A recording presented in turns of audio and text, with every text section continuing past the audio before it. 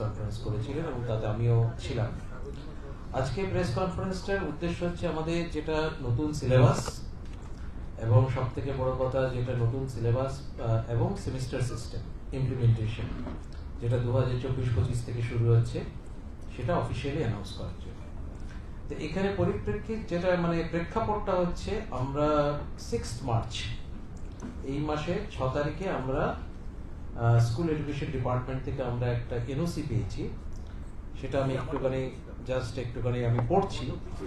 The school education department do hereby issue no objection certificate to the West Bengal Council of Higher Secondary Education for the introduction of semester system at the higher secondary level from the academic session 24-25, subject to the adherence of all the statutory guidelines, sensitization of all stakeholders, and ensuring efficient implementation framework for smooth rolling out of the semester system for class 11 from academic session 24-25 and class 12 from the academic session 25-26.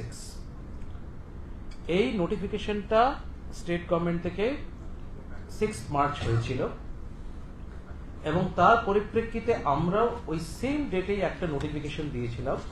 সেটা হচ্ছে একটা general notification on the same date ছিল। তাতে ওখানে বলা ছিল, on the behalf of the West Bengal Council of Higher Secondary Education, we are glad to announce that the School Education Department, Government of West Bengal, has given us the permission dated 6/3/2024 to introduce semester system at the higher secondary level from the academic session 24-25 for class 11 and subsequently from the academic session 25-26 for class 12.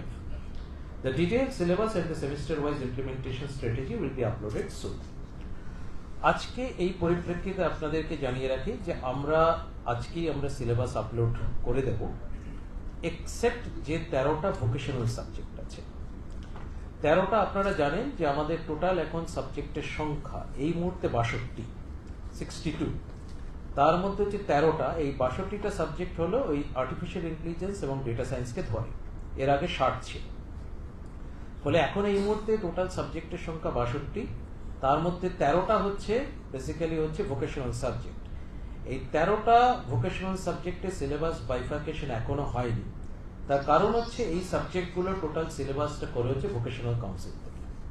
এখানে আমরা কোনো রকম হস্তক্ষেপ করি না। Vocational কাউন্সিলের সাথে আমাদের কথাবার্তাও হয়েছে, তারা ব্যাপারটা এখনো অবধি চলছে। ফলে ওই 13টা সাবজেক্টকে বাদ দিয়ে বাকি সমস্ত সাবজেক্ট যেগুলো আছে সমস্ত আজকে আমরা সিলেবাসগুলো আমরা আপলোড করে দিচ্ছি বাইফার্কেটেড ফর্ম। এবার যখন সিলেবাস বাইফার্কেশন হচ্ছে, আমরা review and as and where necessary revision আমরা করেছি। ফলে যেহেতু লাস্ট সিলেবাস রিভিশন হয়েছিল 2013-তে, আজ থেকে 11 বছর আগে, ফলে সময় পরিপ্রেক্ষিতে অনেক সময় কিন্তু সিলেবাস রিভিশন করতে হয়, কারণ সিলেবাসকে সবসময় টাইম অ্যাপ্রোপ্রিয়েট বা কন্টেম্পোরারি হওয়াটা বাঞ্ছনীয়।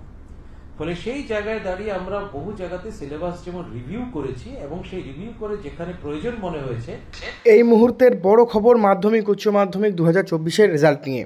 দেখো, মাধ্যমিকের রেজাল্ট বেরোতে পারে মে মাসের 3য় সপ্তাহে, এমনটাই সূত্র মারফত খবর পাওয়া যাচ্ছে, যত সম্ভব 15 থেকে 20 মের মধ্যে। এবং উচ্চ মাধ্যমিকের রেজাল্ট সেটাও কিন্তু মে মাসের শেষ সপ্তাহে বেরোতে পারে। এই মুহূর্তের বড় খবর, বিগ ব্রেকিং আপডেট। আর উচ্চ মাধ্যমিকের যে সেমিস্টার সিস্টেম আগামী বছর থেকে চালু হচ্ছে, একটা সেমিস্টারে ফেল করলে অন্য সেমিস্টারে যদি পাস করে যাও তাহলেও কিন্তু পাস। আর মাধ্যমিক উচ্চ মাধ্যমিকের রেজাল্ট মে মাসেই বেরোতে পারে। আর উচ্চ মাধ্যমিকের রেজাল্ট দেখো, উচ্চ মাধ্যমিকের রেজাল্ট যদি মেতে না বেরোয় তাহলে কিন্তু জুন মাসের প্রথম সপ্তাহে বেরিয়ে যাবে। আর দেখো, খাতা দেখা কিন্তু শুরু হয়ে গেছে। মাধ্যমিক উচ্চ মাধ্যমিক দুটোরই খাতা দেখা শুরু হয়ে গেছে।